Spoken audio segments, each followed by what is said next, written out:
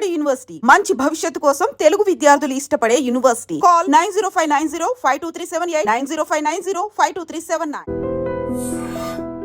అపార్ట్మెంట్లో ఎవరైతే బాలుడు పొద్దున ఇరుక్కున్నాడు అన్నటువంటి వార్త ఎప్పటి నుంచి అయితే వచ్చిందో అప్పటి నుంచి కూడా పాపం ఈ బాలుడు పరిస్థితి ఏంటి, లిఫ్ట్లో ఇరుక్కుని చనిపోవడం ఏంటి అనేది కూడా చాలామంది మాట్లాడుతున్నటువంటి విషయం. కానీ మనకు తెలుసు సిటీలో ఈ అపార్ట్మెంట్ వ్యవస్థ కావచ్చు, లేదంటే ఈ లిఫ్ట్ల వ్యవస్థ కావచ్చు, చాలా అంటే చాలా కామన్. అట్లాంటిది చాలా అరుదుగా ఇట్లాంటి సంఘటనలు జరుగుతాయి. కానీ ఎంత డేంజరస్గా ఉంటాయి అని అంటే ప్రాణాలే పోతున్న పరిస్థితి అయితే కనిపిస్తోంది.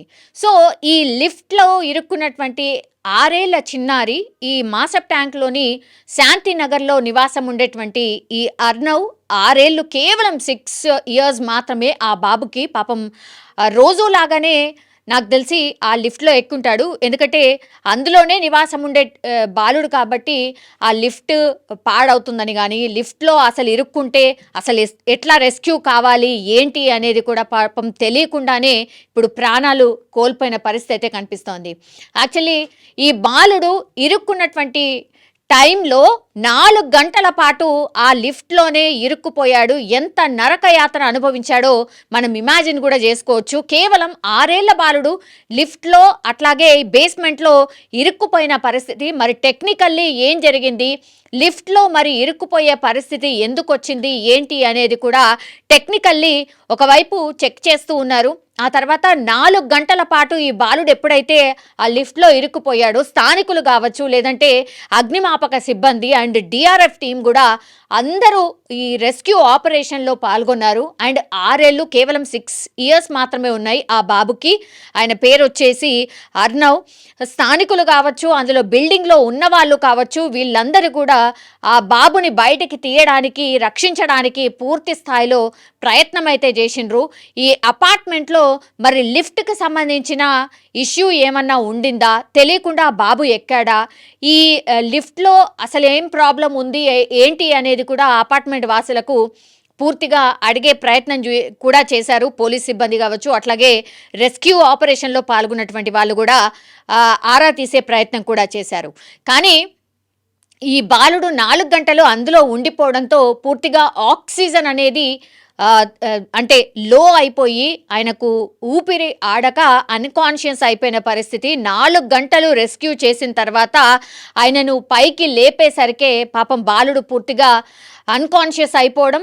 ఆ తర్వాత వెంటనే హాస్పిటల్ సిబ్బంది అంటే ఫస్ట్ ఎయిడ్ కోసం కూడా ఈ అంబులెన్స్ను కూడా రప్పించడం జరిగింది.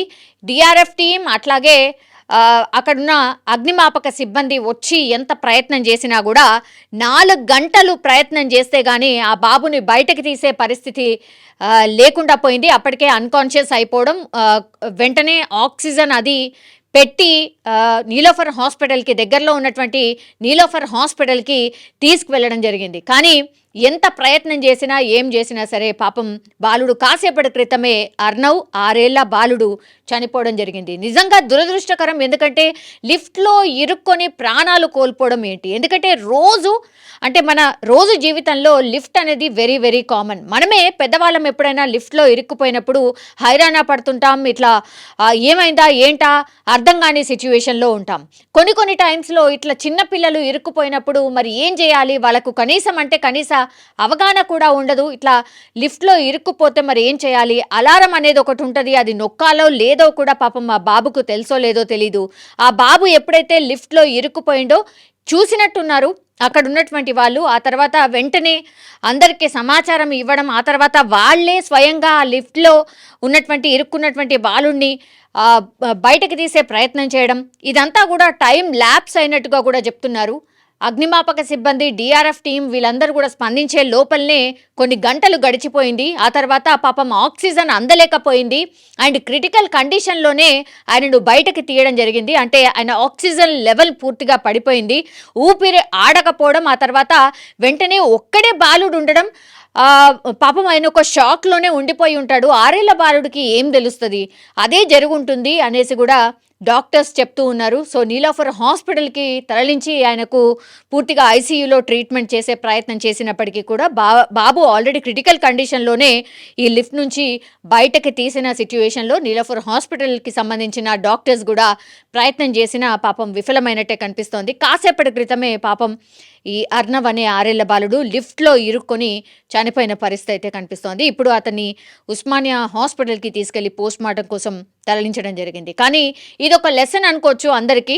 బికాస్ ఈ లిఫ్ట్‌లకు సంబంధించి మెయింటెనెన్స్ అసలు నిల్ అంటే నిల్ అని చెప్పొచ్చు. ఎప్పుడో లిఫ్ట్ పాడైతే గానీ దాని మెయింటెనెన్స్ గురించి ఎవరు పట్టించుకోరు. కానీ ఇది ఎంత డేంజరసో, ప్రాణాలు కూడా తీసే పరిస్థితి వస్తుంది అనేసి అప్పుడప్పుడు జరిగే ఘటనలు మనకు చెప్తూనే ఉంటాయి. అయినా సరే మెయింటెనెన్స్ కింద చాలా అపార్ట్మెంట్స్ లిఫ్ట్ మెయింటెనెన్స్ అనుకోండి, లేదంటే కింద సెక్యూరిటీ వాళ్ళ కోసం అనుకోండి, అందరి కోసం కూడా కొంత మెయింటెనెన్స్ ఛార్జ్ అయితే అందరు కూడా చెల్లిస్తూ ఉంటారు. మరి లిఫ్ట్ గురించి కొంత లైట్గా తీసుకోవడం కావచ్చు, ఇట్లాంటి ఘటనలు జరగడానికి అది కూడా వన్ ఆఫ్ ది రీజన్.